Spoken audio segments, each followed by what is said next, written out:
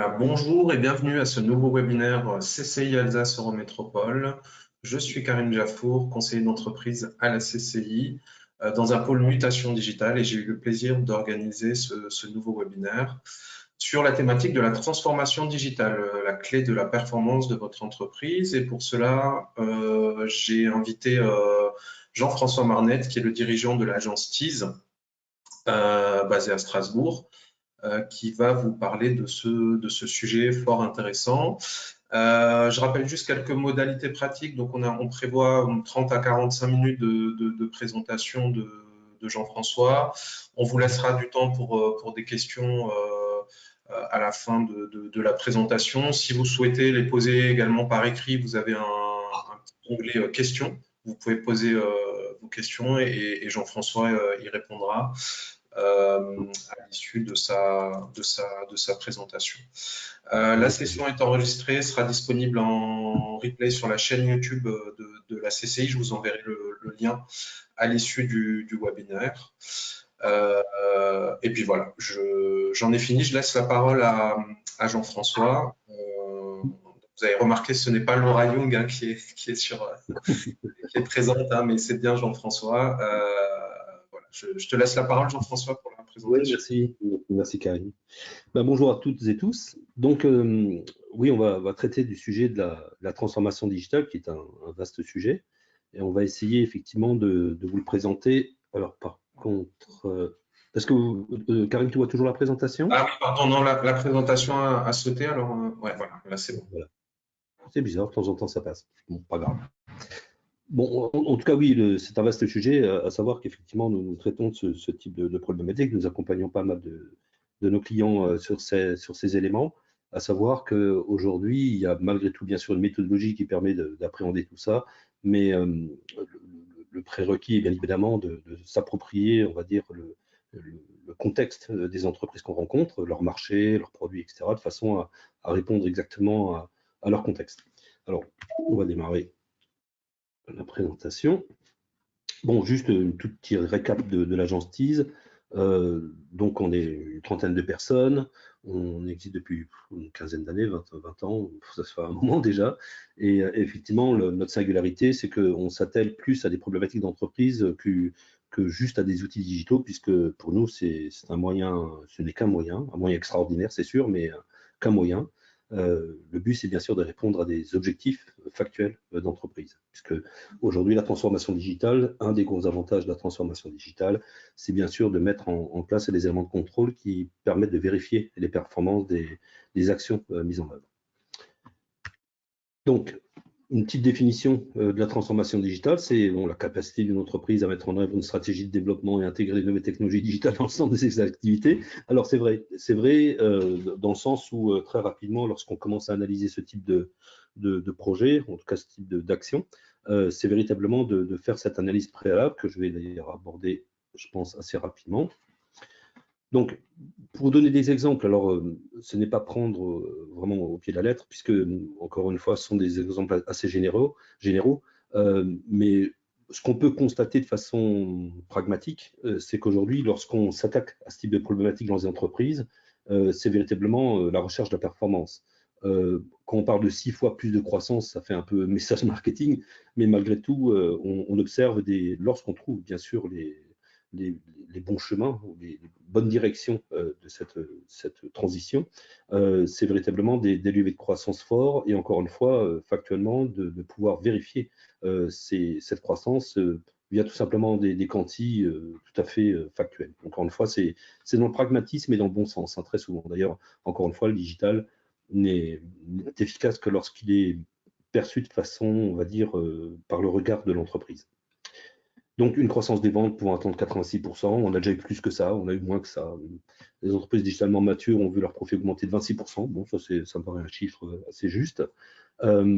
C'est bien sûr aussi le développement de nouveaux marchés, de segments de clientèle, mais aussi même de modèles économiques, puisque ça nous est arrivé de préconiser des évolutions de modèles économiques. J'ai 2-3 petits exemples que je pourrais vous donner tout à l'heure. L'augmentation de la productivité, oui, parce qu'on étudie les flux des entreprises. là aussi, il y a plein d'anecdotes qui permettraient de montrer. Je pourrais d'ailleurs vous en donner un tout de suite qui est très court. On a constaté dans une entreprise que les commerciaux qui couvrent une zone de chalandise française prenaient les commandes tout simplement lorsqu'ils étaient chez le client sur leur tablette, mais envoyaient les commandes par mail qui étaient ressaisies dans leur ERP. Le simple fait de s'intéresser au flux et de voir que l'ERP avait simplement un module qui permettait de déporter la commande a permis de libérer une ressource, littéralement, et de la dédier, on va dire, plutôt à la relation client, qui était effectivement de créer une relation plus humaine, et donc presque mécaniquement de générer plus de chiffres. La satisfaction client, je dirais que ça, c'est vraiment cette notion d'expérience client, que j'associerais même à l'expérience client, puisque la transformation digitale, c'est l'analyse de ce qu'on appelle l'avant, le pendant et l'après de la relation client, en sachant que, encore une fois, l'objectif, c'est d'avoir une vision très claire des choses et de pouvoir, on va dire, avoir une logique d'amélioration continue sur les leviers ou les actions qui vont être menées pour augmenter la productivité, augmenter le nombre de leads entrants, augmenter le nombre de ventes sur un site en ligne. Enfin, il y a, encore une fois, autant d'exemples que d'entreprises, littéralement. Et bien sûr, le contrôle des résultats factuels. Alors, on est un peu des psychopathes là-dessus, parce que vraiment, c'est ce qui sanctionne littéralement on va dire, la partie confiance qu'on a avec nos clients, puisque lorsqu'effectivement on commence à avoir des résultats positifs, il n'y a plus vraiment de questions à se poser. Il faut être force de proposition sur des améliorations, cette fameuse amélioration continue, et de faire en sorte effectivement que cette relation soit de plus en plus, on va dire, bilatérale. Mieux on connaît les entreprises, mieux on connaît leur contexte global, encore une fois, c'est même financier d'ailleurs. Ça permet de définir clairement la puissance de feu qu'on va utiliser pour travailler sur les différents chantiers. Alors, ça, c'est un peu les cas typiques qu'on rencontre. Je pense que d'ailleurs, vous, en tant qu'entreprise, vous reconnaîtrez des choses que vous subissez au quotidien de l'entreprise. C'est tous les écueils auxquels souvent il faut répondre, qui sont liés bien sûr à l'organisation de façon générale. Alors le manque de visibilité, manque de visibilité, c'est pas l'aspect référencement naturel, mais plus le manque de visibilité par rapport on va dire, à l'avenir de l'entreprise. Oups, pardon. Les silos organisationnels, alors ça, c'est très fréquent, cette notion effectivement de collaborer transversalement dans l'entreprise et de faire en sorte que des choses ne soient pas répétées dans chaque service, alors qu'en fait, lorsque on travaille ces éléments sourds avec des outils de travail collaboratifs, ça permet d'avoir un gain de temps global qui est assez important, enfin même systématiquement important. Mauvaise intégration, là aussi, alors, on va toucher tous les sujets liés à l'entreprise. L'intégration de nouvelles ressources, c'est faire en sorte que ça soit bien fait. Alors, encore une fois, on rencontre des cas où c'est très, très bien fait. D'autres cas où il n'y a pas la conscience de l'importance de la chose. Mais lorsqu'on accueille une nouvelle ressource, c'est faire en sorte qu'ils connaissent les usages de l'entreprise, l'usage du service qu'il va rejoindre, mais aussi qu'il communique autour de lui et qui se vante, entre guillemets, de travailler dans cette entreprise pour montrer aussi une notion d'image. Donc là aussi, on touche à l'organisation, on touche à la communication, on touche à la notoriété. Tous ces éléments sont des éléments, bien sûr, sur lesquels on se penche en amont pour savoir quelle problématique résoudre. La reproduction des infos, la complexité de process, des coûts élevés qui sont souvent optimisables d'ailleurs aussi, des informations gaspillées. Enfin, je ne vais pas vous faire la lecture à l'après-vert, mais en tout cas, sur le principe, j'imagine que il y a au moins certains cas qui doivent vous parler. Dans la méthodologie, on a bien sûr, ça fait d'ailleurs quelques années maintenant qu'on travaille sur le sujet. On travaille avec d'ailleurs des instituts de recherche là-dessus et nous avons même des docteurs chez nous en management et en économie qui travaillent sur ces sujets. On a trouvé une méthodologie qui nous paraît assez efficace. Enfin, en tout cas, on le voit sur le terrain que c'est efficace. Je vais vous l'expliquer en quelques mots, c'est pas très compliqué, encore une fois. Alors, on a créé ce qu'on appelle un tisomètre. C'est une sorte de questionnaire. C'est un formulaire d'ailleurs, c'est un questionnaire qui comprend environ 200 questions, qui permet véritablement de faire un état des lieux par rapport au contexte d'entreprise qu'on rencontre. On définit effectivement cette notion de performance. Alors, ça touche aussi bien l'organisation, les finances, le digital, bien sûr, la partie commerciale, la partie marketing, la partie communication, la partie ressources humaines, de façon à ce qu'on puisse, nous, détecter quels sont, on va dire, les maillons faibles de l'entreprise. C'est ce qui va déterminer d'ailleurs la typologie de chantier qu'il va falloir prendre en charge. Donc cet isomètre est envoyé et bien sûr commenté à la personne qui commence à s'engager dans cette action. Lorsqu'effectivement cet isomètre est reçu, on l'analyse chez nous avec tous les experts verticaux qui sont vraiment liés aux éléments que j'avais cités précédemment.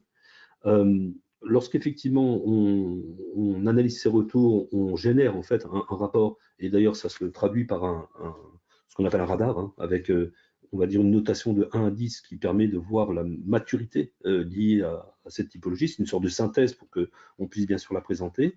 Et lorsqu'effectivement on constate ça, on rentre dans le détail de chaque verticalité, et c'est souvent lié à des services en fait. De façon à pouvoir définir, voilà, si des écueils à corriger, les améliorations à apporter, et ça se passe à travers un atelier, bien sûr, avec les clients, de façon à vraiment creuser chaque sujet qui sont traités, enfin qui ont été détectés en termes de faiblesse par rapport à l'organisation globale de l'entreprise. Je pourrais là aussi vous donner plein d'exemples, mais le principe, encore une fois, c'est d'avoir un échange assez riche hein, sur vraiment le contexte. L'objectif, c'est que nous nous approprions vraiment cette notion de contexte d'entreprise, l'organisation, les gens, les ressources, l'usage, la philosophie, enfin, tous ces éléments, même, je dirais même l'identité d'entreprise, de façon à ce qu'on puisse commencer à générer en fait un tableau, c'est plutôt une roadmap, on appelle ça chez nous une roadmap, c'est un plan d'action qui définit toutes les actions qui devraient être réalisées. Alors les actions bien sûr ensuite doivent être priorisées, puisque le but c'est de prioriser les actions les plus efficaces en termes de résultats, c'est les premières qu'on traite, c'est souvent ce qui impose, on va dire, la chronologie des chantiers qu'on doit traiter. Et bien sûr, ce plan est suivi mois par mois, voire hebdomadairement s'il le faut. Enfin, il y a de toute façon un point hebdomadaire très léger, mais au moins un point global par mois, de façon à voir voilà ce qui a été traité le mois dernier, voilà ce qui a changé dans l'entreprise, parce que bien sûr, l'entreprise ne s'arrête pas de fonctionner. Il faut bien sûr voir aussi le contexte des événements qui se sont passés dans l'entreprise, et bien sûr, définir ce qu'on va faire le mois suivant, parce que même cette roadmap, si elle est, on va dire, suffisamment bien étudiée, on la remet en question aussi, tout simplement parce que les choses évoluent. Pour vous donner des simples exemples, en termes de prospection, par exemple, ou de notoriété, les règles des réseaux sociaux, les règles de Google notamment, changent assez fréquemment, et c'est pour nous aussi une opportunité dont il faut faire profiter à nos clients, de façon à bien sûr ne pas être absolument braqué sur le plan, non, il faut effectivement pouvoir le remettre en cause si c'est nécessaire. Enfin, en tout cas, il faut avoir une approche un petit peu opportuniste, hein, et ce n'est pas un mot négatif dans ce sens-là, de façon à profiter quelque part des évolutions des choses. ChatGPT, par exemple, en était un. C'était une grosse évolution, ça a pas mal bouleversé les roadmaps qu'on traitait, qui étaient en cours, tout simplement parce qu'on pouvait avoir un gain de productivité dans ce sujet ou des autres. Là aussi, je vous donnerai des exemples en fin de présentation, et pas mal de choses très sympas et un peu inquiétantes aussi, mais bon, c'est un peu ce qu'on vit aujourd'hui tous. Lorsqu'effectivement l'atelier est travaillé avec nos clients, on a vraiment une connaissance assez profonde du sujet. On réunit à nouveau nos experts de façon, c'est la phase 4, de façon à vraiment creuser chaque sujet et préconiser des solutions qui sont bien sûr analysées avec les clients ensuite. Et l'atelier numéro 2 permet de valider, on va dire, les différentes actions et leur chronologie par rapport à ce plan d'action. Alors là aussi, encore une fois, hein, souvent l'atelier numéro 2 est le sujet de plein de discussions, de débats qui sont nécessaires, puisqu'encore une fois, c'est souvent d'ailleurs le dirigeant on va dire, qui acte la chose, puisque lorsqu'on traite de la transformation digitale, on traite surtout de la transversalité de tous les services. Et bien sûr, chaque service a ses problématiques et aimerait résoudre le plus vite possible. Mais encore une fois, il faut avoir une vue bien en hauteur de façon à vraiment pouvoir traiter les choses de façon pragmatique, encore une fois. C'est beaucoup de bon sens, une fois de plus. Je vais passer à quelques exemples. Je pense que je vais être plus rapide qu'une demi-heure. Hein. Je vais passer à quelques exemples de projets qu'on a réalisés dans l'accompagnement justement à cette transition digitale. Alors, je n'ai mis aucun nom de client pour une question de confidentialité, je pense que tout le monde le comprendra. Notre marché est national, donc on a des entreprises aussi bien, et internationales d'ailleurs, on traite aussi bien avec des entreprises qui ont leur marché national ou international. Dans ce cas-là, effectivement, c'est un éditeur d'apprentissage, qui propose des solutions d'apprentissage de langue, un très très bel historique. Ils ont, je crois, plus de 90 ans. C'est une référence au monde dans le domaine. Et leur problématique a été effectivement de passer d'un modèle de distribution physique, via des relais de vente, à un modèle digital, c'est-à-dire de la vente en ligne de ces prestations, alors en tenant compte bien sûr du marché existant et des nouveaux acteurs qui ont apparu et qui ont tout de suite, je dirais, une logique digitale où en fait il y avait un enjeu de prise, de prendre une place en tant que leader sur le marché. Et aujourd'hui, en fait, on est encore une fois dans cette logique d'amélioration continue de tous les éléments que j'ai évoqués tout à l'heure. Donc, il y avait une amélioration de l'expérience utilisateur pour une meilleure fidélisation, c'est-à-dire qu'en fait, là aussi, la connaissance de la cible qu'on veut toucher, et dans ce cas-là, c'est une définition des personas. Alors, les personas, pour ceux qui ne savent pas ce que c'est le profil de consommateur qui est susceptible de consommer les produits de nos clients. Donc, lorsqu'on les connaît très bien, on peut effectivement faire en sorte de répondre littéralement à leurs demandes et de faire en sorte que lorsqu'ils, dans ce cas-là, c'est un site e-commerce en ligne, dans ce cas-là, répondre exactement à leurs problématiques. C'est-à-dire que l'objectif, bien sûr, est sans doute, mais le digital est quelque chose de très furtif. Donc, le principe de ne pas diluer l'information, d'accéder directement on va dire, à la problématique évoquée par le client est un élément important. Donc, cette notion on va dire de prise de décision d'achat, enfin de contexte d'achat, de le mettre effectivement, enfin, de retrouver ce client dans un contexte d'achat, l'accompagner, faire en sorte effectivement qu'il consomme le produit, si bien sûr il est utile pour lui, parce qu'encore une fois, il faut avoir une approche vertueuse là pour le coup, mais aussi faire en sorte que lorsqu'il a acquis le produit, il puisse lui aussi en parler auprès de ses amis, de ses interlocuteurs. Alors tout dépend s'il s'agit bien sûr de marché B2B, B2C, ça joue beaucoup sur les personas.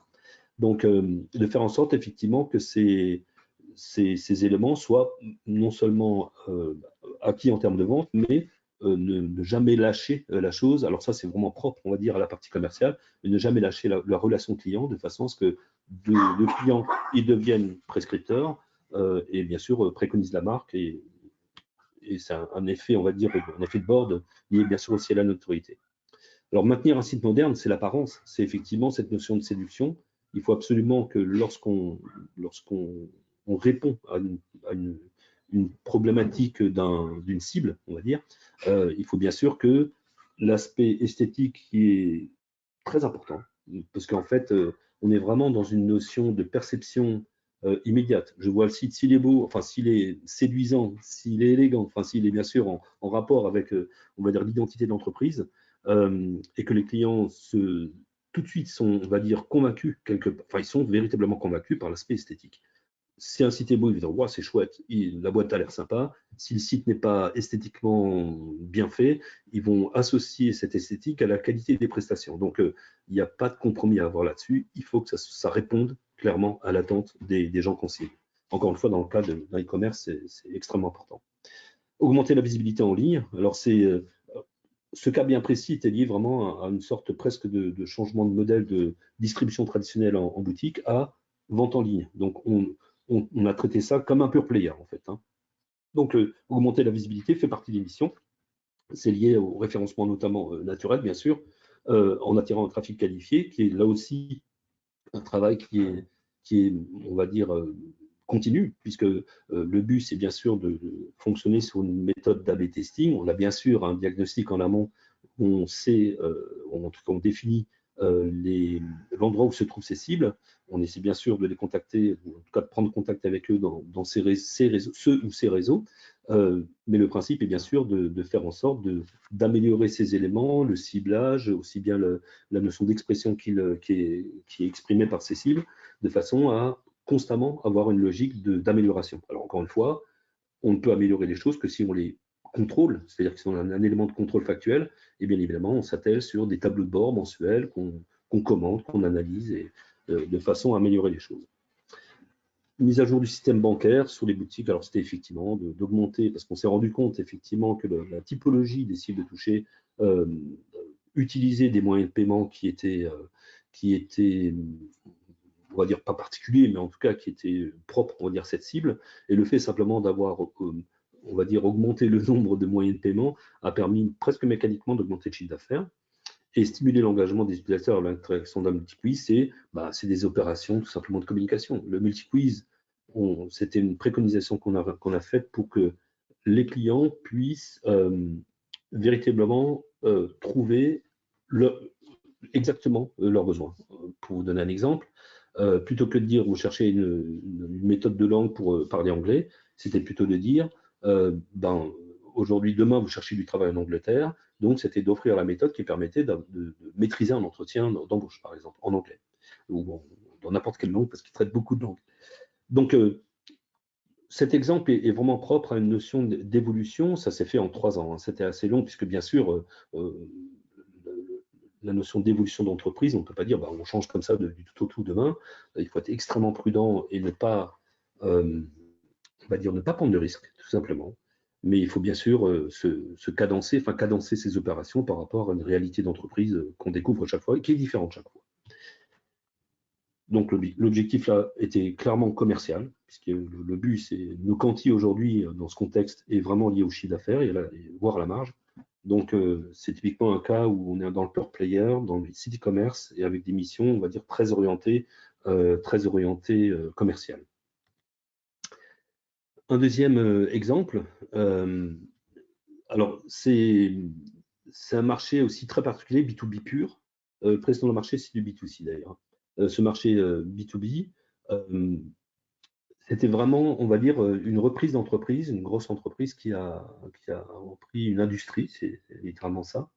Et donc, il a fallu travailler non seulement l'identité, puisque c'était vraiment une nouvelle marque qui était créée. Il a fallu récupérer, on va dire, rassembler les clients qui existaient dans la précédente entreprise qui a été rachetée, de façon à ce qu'ils suivent cette nouvelle entreprise, enfin qu'ils suivent en termes de clients, bien sûr, hein, cette nouvelle structure. Mais en fait, en amont, on s'est rendu compte que les locaux qu'ils avaient utilisés, alors l'entreprise se trouve dans le Doubs, hein, et l'entreprise, enfin l'usine où ils sont situés, on va dire, avait une apparence assez vétuste, entre guillemets. Hein. C'est un site industriel qui d'ailleurs encore, il y a un projet bien sûr un gros travail, enfin un gros projet de réhabilitation de cette zone. Mais le principe, c'était malgré tout, dès à présent, dès la création, parce que ça aussi, ça a mis quelques mois, dès la possibilité, on va dire, d'accueillir un public qui est là pour le coup international, ne soit pas surpris par le fait de rentrer dans une usine où on a l'impression qu'on vit à l'époque de Zola, quoi. Donc, le premier travail, ça paraît peut-être étrange, mais c'était effectivement de se poser la question comment est perçue l'entreprise lorsqu'on vient les voir, et ce qui a généré véritablement un chantier qui était de retransformer l'accueil, en fait de retransformer tout le parcours que devait réaliser un client pour réunir un commercial ou la direction, et de donner effectivement une image d'une entreprise qui maîtrise vraiment cette technologie, qui est une technologie très particulière, qui est l'isolation thermique et électrique. Donc, il fallait effectivement, dès à présent, être dans une notion on va dire, de séduction, et en tout cas de rassurance, on va dire, lorsque un client venait dans l'entreprise. Bien sûr, en préalable, on avait fait les sites internet, tout ça était, et la cohérence de ce design qu'on a réalisé pour ce fameux parcours client physique, est basé bien sûr sur une cohérence de leur charte graphique. Alors, je prends un raccourci énorme, mais sur leur identité.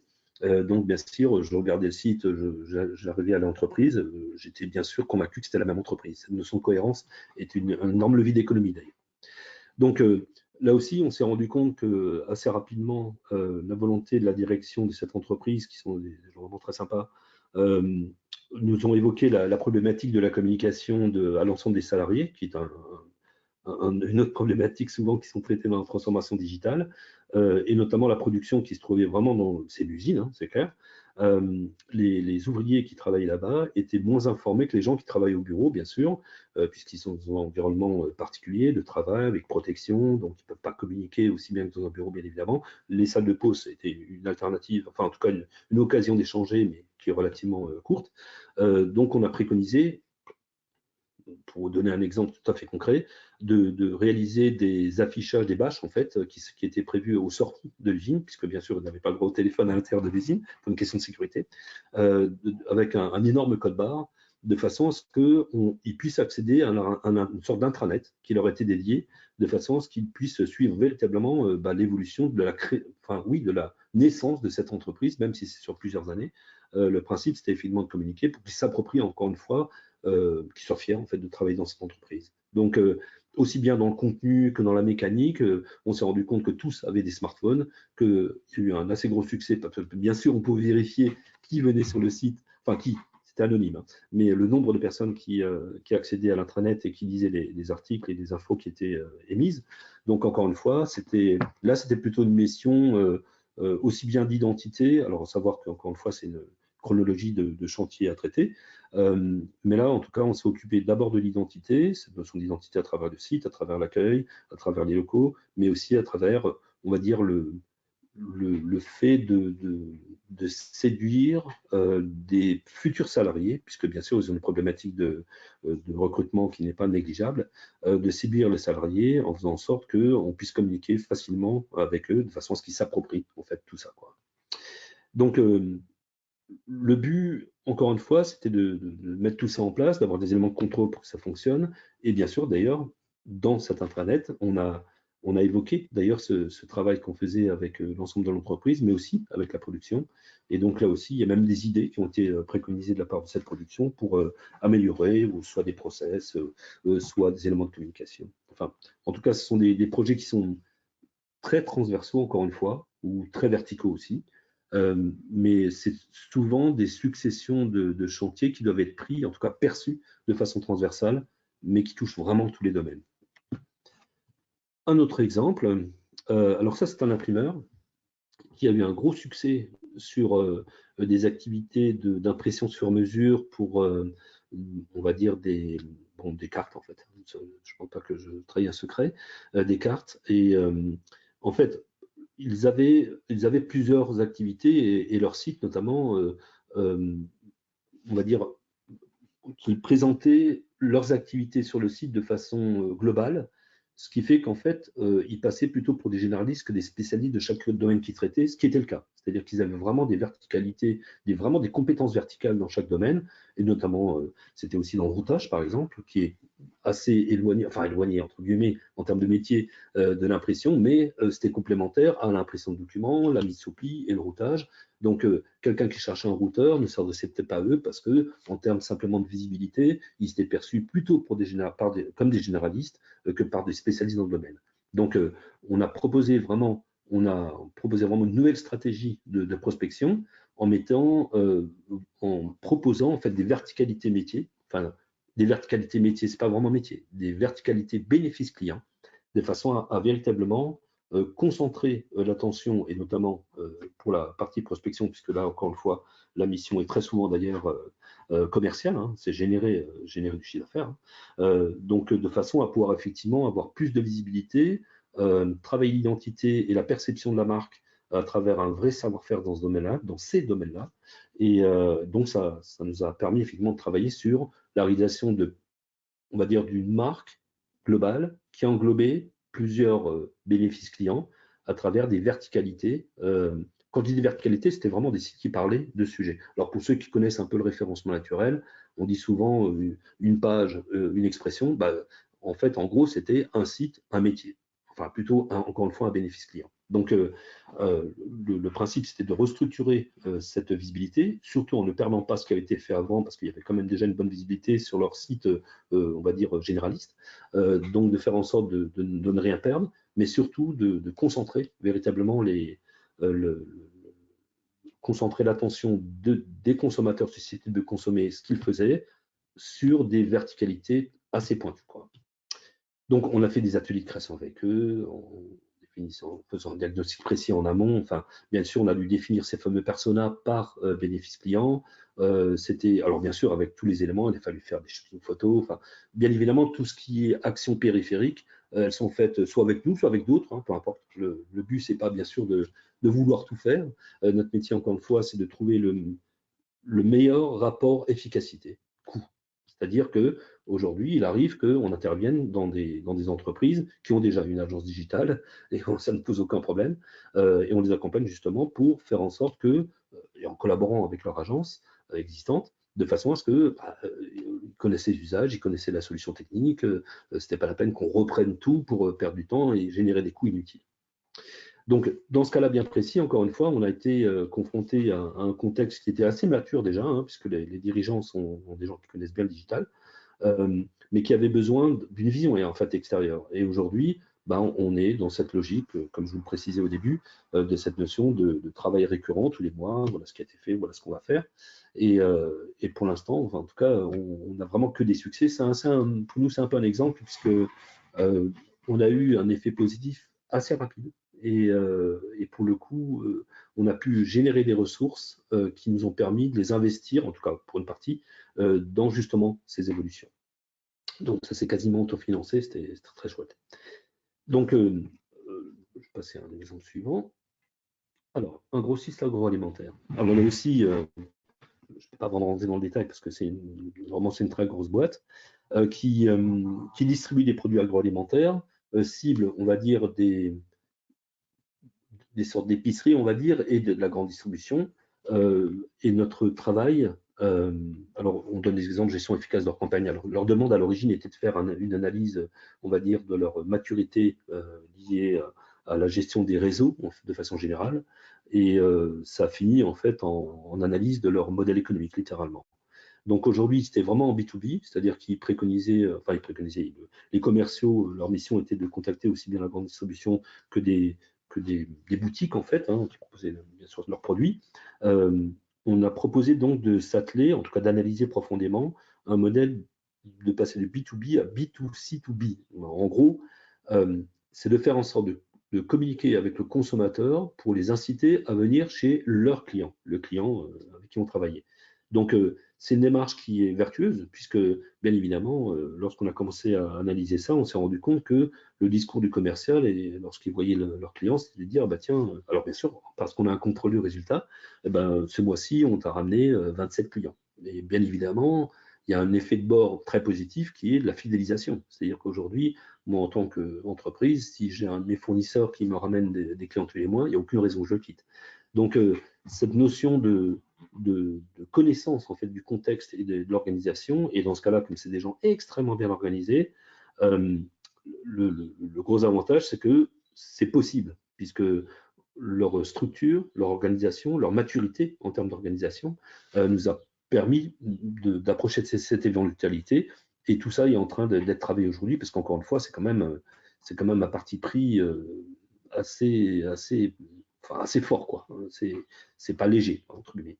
Donc, encore une fois, ce contexte était très lié, contrairement aux autres qui étaient très orientés purement génération de chiffre d'affaires, ou en tout cas amélioration, optimisation du chiffre d'affaires, rentabilité, ce genre de choses.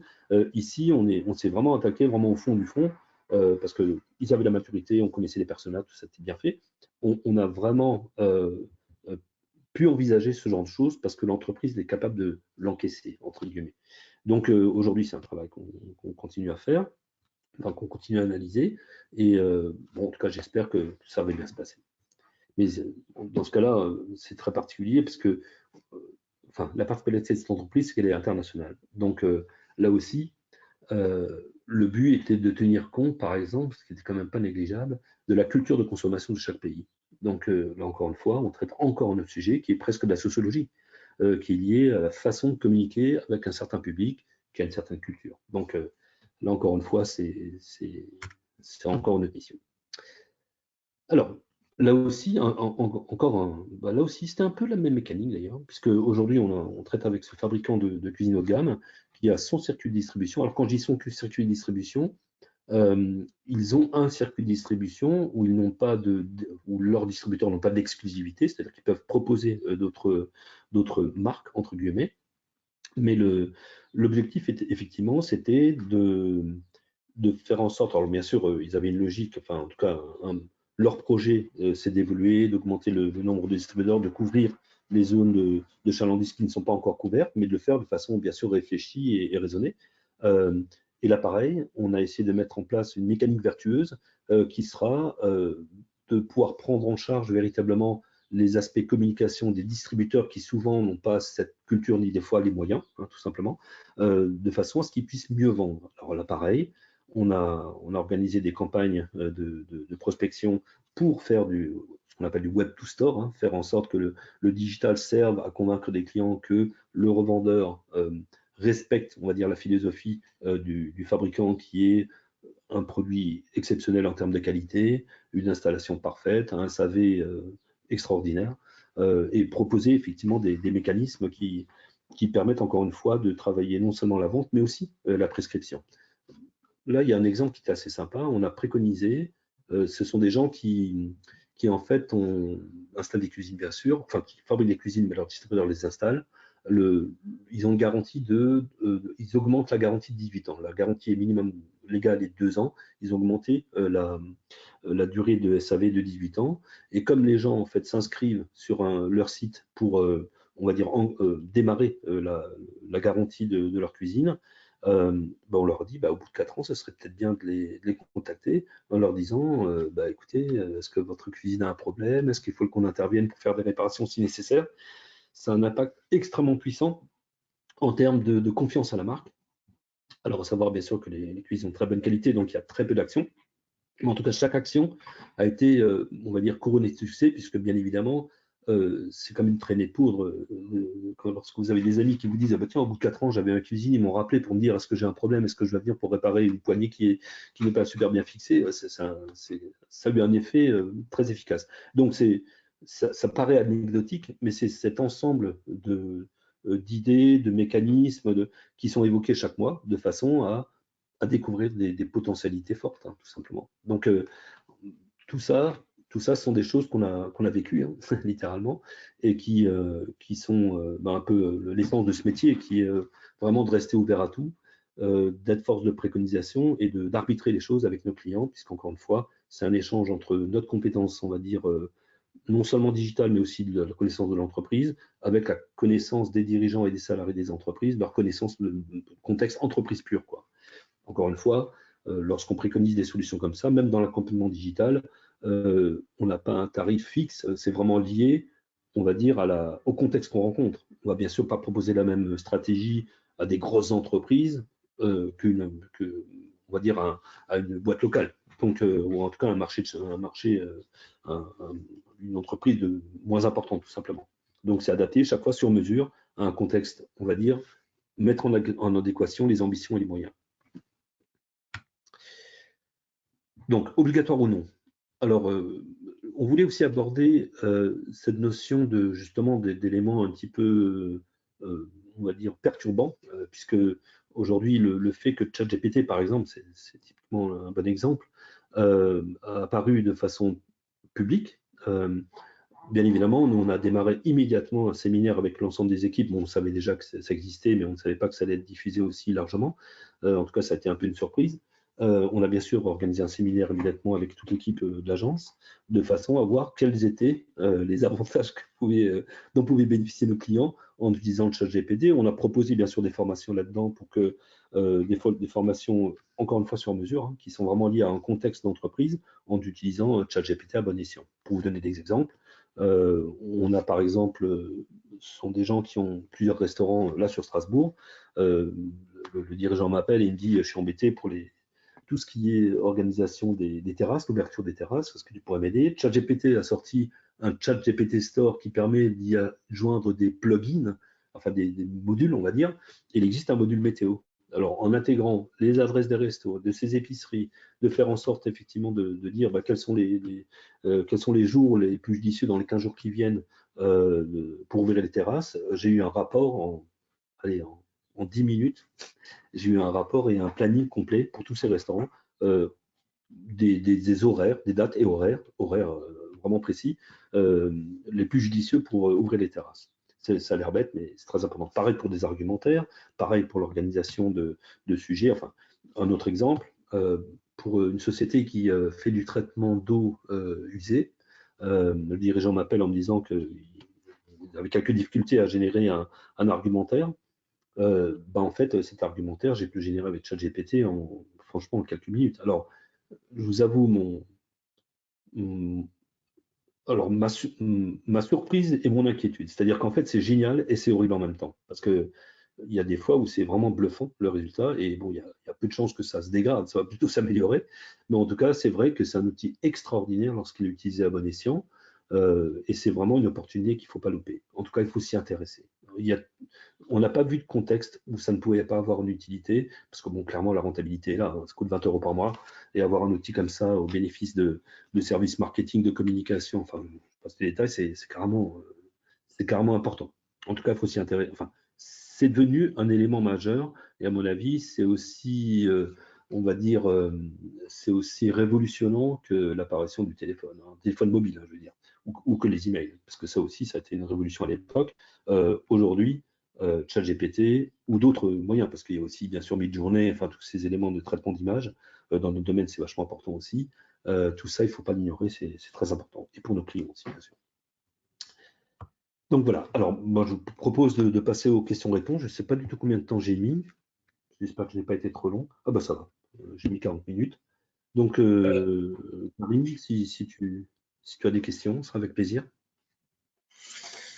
Alors, je crois qu'il n'y a pas de questions, je vais vérifier.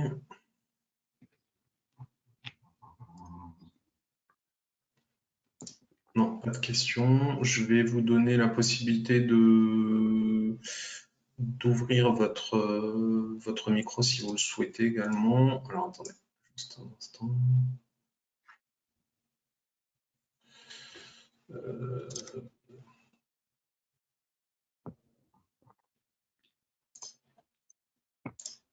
Voilà, vous avez la possibilité de poser des questions par oral, hein, si vous le souhaitez également maintenant. Donc, n'hésitez pas.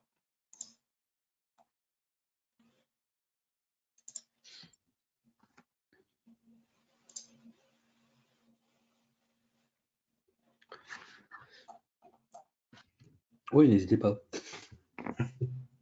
Bon, pas de questions.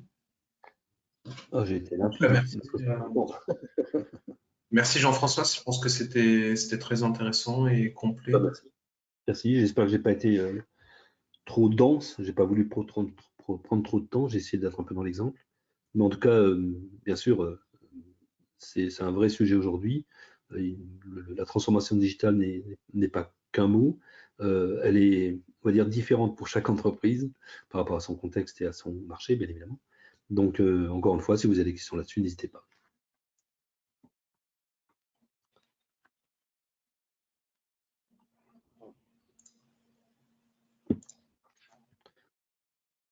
Moi, j'ai une question, alors du coup, je vais engager. De par ton expérience et les projets que tu as pu mener, accompagner, les entreprises que tu as pu accompagner, est-ce qu'il y a des conseils pour engager la transformation digitale ou réussir cette transformation et réussir les actions les projets qu'on mène? Est-ce que, ouais, deux, trois pistes, deux, trois clés en fait pour. Alors oui, la première chose, c'est effectivement de n'être fermé à rien. D'évoquer des idées, des pistes. Je pourrais donner un autre exemple. Un fabricant de stations de soudage, par exemple, avait une problématique de concurrence assez accrue de la part de la Chine, qui fabriquait quasiment les mêmes matériels pour genre 10 fois moins cher. Il a senti ça très fort en termes de marché.